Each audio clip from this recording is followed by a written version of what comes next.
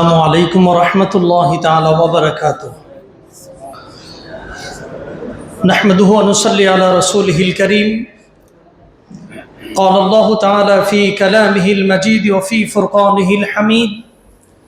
أعوذ بالله من الشيطان الرجيم. بسم الله الرحمن الرحيم. الذين ينفقون في السراء والضراء والكاظمين الغيظ والعافين عن الناس والله يحب المحسنين. صدق الله العظيم. সম্মানিত মুসল্লিয়ানে কেরাম, পর্দার আড়ালের মা ও বোনেরা, আজকে আমরা আল্লাহ সুবহানাহু ওয়া তাআলার দরবারে শুকরিয়া আদায় করছি যে মহান আল্লাহ সুবহানাহু ওয়া তাআলা আজকে মাহে রমজানের 11তম তারাবিতে আমাদেরকে শরীক হওয়ার তৌফিক এনায়েত করেছেন। সেই জন্যে আসুন আমরা আল্লাহ পাকের দরবারে হৃদয়ের সবটুকুন আবেগ, শ্রদ্ধা ও ভালোবাসাকে উজাড় করে দিয়ে মহাব্বতে ইমানের সাথে প্রাণবন্ত আওয়াজে পড়ছি আলহামদুলিল্লাহ। আমরা দরুদ এবং সালাম পেশ করছি আমাদের প্রিয় নবী, কলিজার টুকরা নবী, দু জাহানের বাদশাহ নবী মুহাম্মদ রাসূলুল্লাহ সাল্লাল্লাহু আলাইহি ওয়াসাল্লামের প্রতি। সম্মানিত মুসল্লিয়ানে কেরাম, আজকে আমি আপনাদের সামনে মহাগ্রন্থ আল কুরআনুল কারীমের সূরা আল ইমরানের 134 নম্বর আয়াতে কারিমা আপনাদের সামনে আমি তেলাওয়াত করেছি। আজকে এই আয়াতটিকে কেন্দ্র করে আমরা জানব আল্লাহ পাকের প্রিয় বান্দা হওয়ার বৈশিষ্ট্য কি হতে পারে, কি কাজ করলে আমরা আল্লাহ পাকের প্রিয় বান্দায় পরিণত হতে পারবো। আমরা আল্লাহ পাকের প্রিয় বান্দায় পরিণত হতে চাই কি চাই না? সবাই বলেন, আল্লাহ পাকের প্রিয় হতে চাই কি চাই না? আমরা যদি আল্লাহ পাকের প্রিয় বান্দায় যদি পরিণত হতে পারি, তাহলে কিয়ামতের কঠিন ময়দানে বিনা আযাবে ফার্স্ট চান্সে আমরা আল্লাহ পাকের জান্নাতে চলে যেতে পারবো। বলুন, আমরা ফার্স্ট চান্সে বিনা আযাবে আল্লাহ পাকের জান্নাতে যেতে চাই কি চাই না? এই পৃথিবীতে যত মুমিন মুসলমান আছে সবাই কিয়ামতের ময়দানে জান্নাতে যাবে। গুনাহের কারণে, যদি গুনাহ করে থাকি, গুনাহের কারণে আযাব ভোগ করে এরপরে জান্নাতে যাবে। কিন্তু কিছু কিছু বান্দাদেরকে আল্লাহ পাক আযাব দিবেন না, বিনা আযাবে ফার্স্ট চান্সেই আল্লাহ পাকের জান্নাতে যাওয়ার পারমিশন আল্লাহ পাক দিয়ে দিবেন। সুবহানাল্লাহ।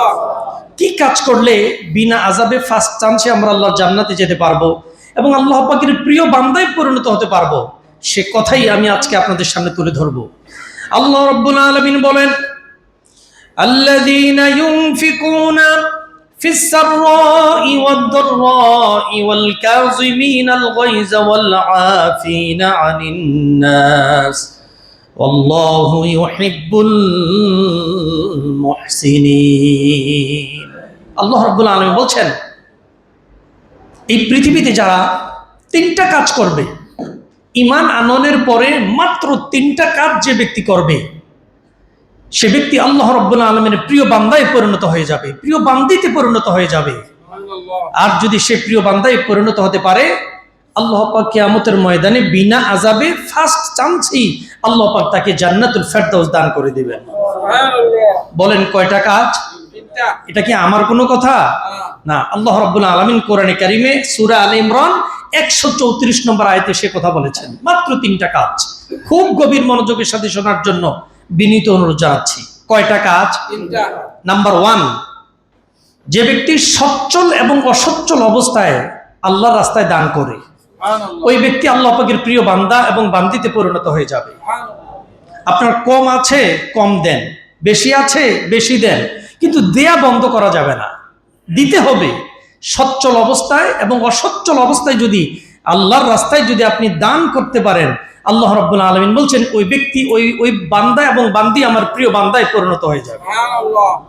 সম্মানিত মুসল্লিয়ানে কেরাম, দান সাদকা, আল্লাহর নবী বলছেন, আস-সাদাকাতু তারুদ্দুল বালা ওয়া তাজিদু ফিল উমরি। যে ব্যক্তি দান সদকা করবে, দান সদকা মানুষের রোগ, বালা, মুসিবত, বিমারকে দূর করে দেয়। দান করলে অসুস্থ মানুষকে আল্লাহ পাক মুহূর্তের মধ্যে সুস্থ বানায়া দেয় এবং তার বয়সকে আল্লাহ রাব্বুল আলামিন বহু গুণে বাড়ায়া দেয়। আমরা সবাই অসুস্থ না? কিছু কোনো না কোনো রোগ আমাদের আছে না নাই? আমরা যদি নিয়ত করে যদি এই রোগের জন্য আল্লাহর রাস্তায় আমরা দান করে দিতে পারি, আল্লাহ পাক বলছেন, আমি খুশি হয়ে তার রোগ বিমার বালা মুসিবত আমি দূর করে দেব, তাকে সুস্থ বানিয়ে দেব, এবং তার বয়সকে আমি আল্লাহ পাক বেশি গুণে বাড়াইয়া দেব। সুবহানাল্লাহ, সুবহানাল্লাহ। একটা দৃষ্টান্ত দিচ্ছি। হযরত আব্দুল্লাহ বিন মুবারক রাহমাতুল্লাহ আলাইহি, জগৎ বিখ্যাত আলেম, মুহাদ্দিস, তার কাছে এক লোক আসছে, এক অসুস্থ রোগী এসে বলছে হুজুর, আমি অনেক ডাক্তার দেখিয়েছি, বড় বড় ডাক্তার যাদেরকে বলেন তাদেরকে আমি দেখিয়েছি, কিন্তু আমার রোগ ভালো হচ্ছে না। হুজুর, আমি কি করব? একটা পরামর্শ আমাকে দেন আপনি।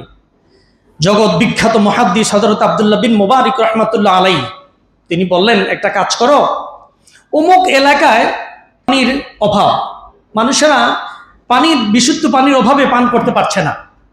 তুমি যদি ওই এলাকায় যদি একটি কূপ খনন করে দিতে পারো, বিশুদ্ধ পানির ব্যবস্থা করে দিতে পারো, মানুষের উপকারের জন্য এই কাজটা যদি তুমি দান করে দিতে পারো, স্যাক্রিফাইস করতে পারো, আল্লাহ রাব্বুল আলামিন খুশি হয়ে তোমার এই অসুস্থতাকে আল্লাহ পাক মুহূর্তের মধ্যে সুস্থ করে দিতে পারেন। সুবহানাল্লাহ। ওই লোকটা হুজুরের কথা শুনে ওই এলাকায় গেলেন, গিয়ে মানুষের সাথে যোগাযোগ করে কোন জায়গায় বিশুদ্ধ পানির নলকূপটা বসালে ভালো হয় ওখানে তিনি সেট করে দিয়ে তিনি বসাই দিলেন, আল্লাহর রাস্তায় তিনি দান করে দিলেন। কিছুদিন পরে আল্লাহ রাব্বুল আলামিনের এই প্রিয় বান্দাটা হুজুরের কাছে এসে বলছে, হুজুর, যেদিন থেকে আমি এই কাজটা করেছি, মানুষের উপকারের জন্য সাদকা করে দিয়েছি, আল্লাহ রাব্বুল আলামিন ওই দিন থেকে আমার রোগটাকে ভালো করে একেবারে এখন পর্যন্ত সুস্থ বানিয়ে দিয়েছে। সুবহানাল্লাহ। সম্মানিত সুধী, তাহলে আল্লাহ রাব্বুল আলামিনের সরাসরি কথা, আমরা যদি সচ্ছল অবস্থা এবং অসচ্ছল অবস্থায় যদি আল্লাহর রাস্তায় দান করতে পারি, আল্লাহ রাব্বুল আলামিনের প্রিয় বান্দায় আমরা পরিণত হতে পারবো। জোরে বলুন ঠিক কিনা? দেখেন, সাহাবায়ে কেরামের একটা দৃষ্টান্ত আমি শোনাচ্ছি। রাসূল করিম সাল্লাল্লাহু আলাইহি ওয়াসাল্লামের একজন সাহাবী 3 দিন না খেয়ে তিনি রোজা পালন করেছেন, ঘরে কোনো খাবার নাই। চতুর্থ দিন তিনি আরেকজন সাহাবীকে ডেকে বলছেন, ভাই, আমি কি আজকে আপনার বাসায় আমি মেহমান হতে পারি? আমি 3 দিন না খেয়ে রোজা রেখেছি, পানি খেয়ে রোজা রেখেছি, আমি আর টিকতে পারছি না। এবার ওই সাহাবী বলছেন, অবশ্যই আপনি আমার বাড়ির মেহমান হবেন, আপনি আল্লাহর নবীর সাহাবী, আমার দ্বীনী ভাই, আপনি অবশ্যই আমার বাড়িতে আপনি মেহমান হবেন। আজকে এসার পরেই আপনি আমার বাড়িতে চলে যাবেন। বাড়িতে গিয়ে বিবিকে ডেকে বললেন যে, বিবি, আজকে আল্লাহর নবীর একজন সাহাবীকে আমি দাওয়াত দিয়েছি আমার বাড়িতে খাবারের জন্য, খাবার কি আছে তাড়াতাড়ি বলো। স্ত্রী ডেকে বলছেন, স্বামী, বাড়িতে আমরা সদস্য হচ্ছে 3 জন, খাবার আছে মাত্র 2 জনের, এখন আপনি কি করবেন বলেন। এবার বাড়িওয়ালা সাহাবী ডেকে বলছে, একটা কাজ করো, বাচ্চাটাকে সুন্দর করে তুমি ঘুম পাড়াইয়া দাও, আর 2 জনের খাবার যেটা, সাহাবী যখন বাড়িতে আসবে তাকে এক পাশে রাখবো, আর পর্দার ভেতরে আমরা থাকবো, খাবার যা আছে সবগুলো আমরা ওই সাহাবীকে আজকে দিয়ে দেব। আমরা খাবারের অভিনয় করব, প্লেটগুলো আমরা নাড়াচাড়া করব, সাহাবী বুঝবে যে আমরাও খাচ্ছি। এই কাজটা তুমি করবা। ইশার নামাজের পরে নবীজির সাহাবী চলে আসলেন বাড়িতে মেহমান হিসাবে। জোরে বলুন সুবহানাল্লাহ। এসে খাবার খেতে বসলেন, সব খাবারগুলো তাকে দিয়ে দেওয়া হলো, 2 জনের খাবার তাকে দেওয়া হলো। 3 দিনের না খাওয়া সাহাবী, তিনি পেট পরিপূর্ণ করে তিনি খাবার খেলেন। খেয়ে তিনি মসজিদে নববীতে বাড়িতে চলে গেলেন। মসজিদে নববীতে ফজর নামাজের জন্য সব সাহাবারা চলে গেল। নবী করিম সাল্লাল্লাহু আলাইহি ওয়াসাল্লাম ফজরের নামাজ কমপ্লিট হয়ে যাবার পর এবার সাহাবীদের সামনে ফিরে বসলেন। বসেই তিনি খুতবা দিয়ে বললেন যে, সাহাবীরা, গত রাত্রে এমন কোন সাহাবী এমন একটা আমল করেছ যে আমলের খবর সরাসরি আমার আল্লাহর দরবারে চলে গিয়েছে?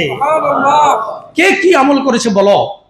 কোন সাহাবী কিছু বলে না। হঠাৎ করে একজন সাহাবী ডেকে বলছেন যে, হুজুর, আমি আপনার একজন সাহাবী, 3 দিন না খাওয়া সাহাবীকে আমি বাড়িতে নিয়ে দাওয়াত দিয়ে আমরা উপোস থেকে আমাদের খাবারগুলো ওই সাহাবীকে আমরা খাইয়ে দিয়েছি। এই কাজটা আমি করেছি। আল্লাহর নবী ডেকে বলছেন, সাহাবী, তুমি যে কাজ করেছো, তুমি নিজে ক্ষুধার্ত থেকে তোমার পরিবারকে ক্ষুধার্ত রেখে যে কাজটা তুমি করেছো, ওই কাজের কারণে আল্লাহ রাব্বুল আলামিন কোরআনে কারীমের সূরা হাশরের 9 নম্বর আয়াত নাজিল করে দিয়ে আমাকে জানিয়ে দিল যে আপনার উম্মতের মধ্যে এমন উম্মত আছে নিজেরা না খেয়ে খাবারগুলো অন্য সাহাবীদেরকে খাওয়ায় দেয়, সেই কারণে আল্লাহ রাব্বুল আলামিন আমি খুশি হয়ে গিয়েছি। সুবহানাল্লাহ। সম্মানিত মুসল্লিয়ান কিরাম, তাহলে আল্লাহ পাকের প্রিয় বান্দায় যদি আমরা পরিণত হতে চাই, 3টা কাজ করব। নাম্বার 1 হচ্ছে কি, সচ্ছল অবস্থায় বা অসচ্ছল অবস্থায় আল্লাহর রাস্তায় আমরা দান করব। রাজি আছি না নাই? কেউ কিন্তু দান করা বন্ধ রাখবো না। মাহে রমজানে 1 টাকা দান করলে 700 টাকার সওয়াব। সুবহানাল্লাহ বলেন। অন্য কোন মাসে এই সওয়াব পাওয়া যাবে না। 2 নম্বর কাজ হচ্ছে আমরা রাগকে দমন করব। আমাদের মাঝে অনেকের রাগ আছে না? হ্যাঁ, অনেক স্বামী তো এমন আছে যে স্ত্রীর সাথে রাগ করে তিনি বলেন যে তুই তালাক, তোর বাবা তালাক, তোর মা তালাক, তোর 14 গোষ্ঠী তালাক। বলে কি বলে না? রাগের কারণে এমন ধরনের আচরণ করা যাবে না। রাগকে যদি আপনি চেক দিতে পারেন তাহলে আল্লাহ পাকের প্রিয় বান্দায় আপনি পরিণত হতে পারবেন। সুবহানাল্লাহ বলেন। 3 নম্বর কাজ যেটা, সেটা হচ্ছে নিঃশর্তভাবে মানুষকে ক্ষমা করে দেওয়া। অপরাধ করেছে, আপনি বুঝতে পেরেছেন, সারেন্ডার করেছে, আপনি ক্ষমা করে দিবেন। এই 3টা কাজ যদি আমরা করতে পারি আল্লাহ পাকের প্রিয় বান্দা আমরা হতে পারবো। পারবো কি পারবো না? আর আল্লাহ পাকের প্রিয় বান্দায় যদি পরিণত হতে পারি, কিয়ামতের কঠিন ময়দানে বিনা আযাবে ফার্স্ট চান্সে আমরা আল্লাহ পাকের জান্নাতি হয়ে যেতে পারবো।